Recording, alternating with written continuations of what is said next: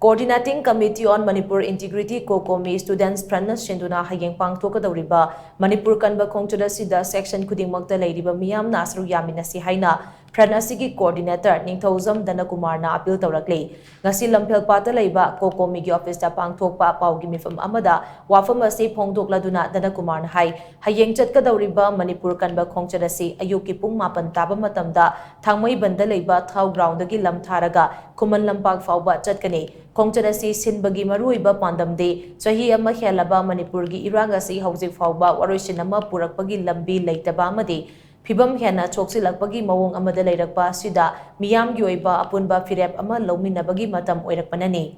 COCOMIna mapung oiba thodang lawduna chatkadauriba Khongchat asida leibak nungsiba amade leibak kaningbagi wakalon chenba yelhomi singna Saruk Yabiyu Masiga iroinana class 9 gi mathakta mahai tamliba mahairoi amade tongan-tonganba mahailoisanggi oza singna Khongchat asida Saruk Yabiyu Pumnamak asigi mathakta lengaki employee amade lengak pairiba singnasu Khongchat asida amato oina Saruk yaminnasi Khongchat asiga mari leinana lawgadauriba punbagi firep ado haujik chathariba parliament mifam asida yawhansi yelhaungaidagi khunda leitaminaraklaba furub sing tangdu leitana leinabagi damak illegal immigrants amade narco terrorists singna pirakliba safu singdagi kannaba chaba firep lawminasi haina Dhanakumar na makataki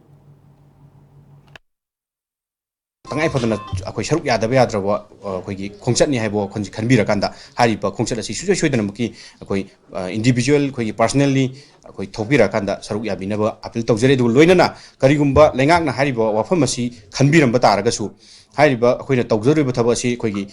lamdam si leiba lengaki mayokta tawgada nati akoi chap chaba fireba du lomina kanda asi hariba thaba asi de akoi punna lengaka punna chaminaba yaba khongchat ni haiba tare aduna akoi COCOMI su appeal tawba leijakre koina hariba Khongchat asida lengaki loisangda leiriba amadi tongan-tonganba koigi government gi job paibiriba haiba tare tongan-tonganba koigi bureaucrat officer sing lengaki MLA minister sing adig MLA minister gi colleague sing loinamak thopira kan hariba koi Khongchat asi Saruk yaminnasi haiba famchi COCOMI gi site gi su thamgaba leikrabani hariba Khongchat asidi akoi punna amato oina akoi lamdam asi kanmin hobagi madugi tangai phadraba yamna maru oiba Khongchat ama oibanina akoi punna Lengak tapai riba MLA minister singkang de tongan ba hiramda koigi leibiriba koigi tongan hiramda job paibiriba koigi officer singkang de loina mak haiba tare koi punna amato oina koi Saruk yaminabagi madugi tanja du lominasi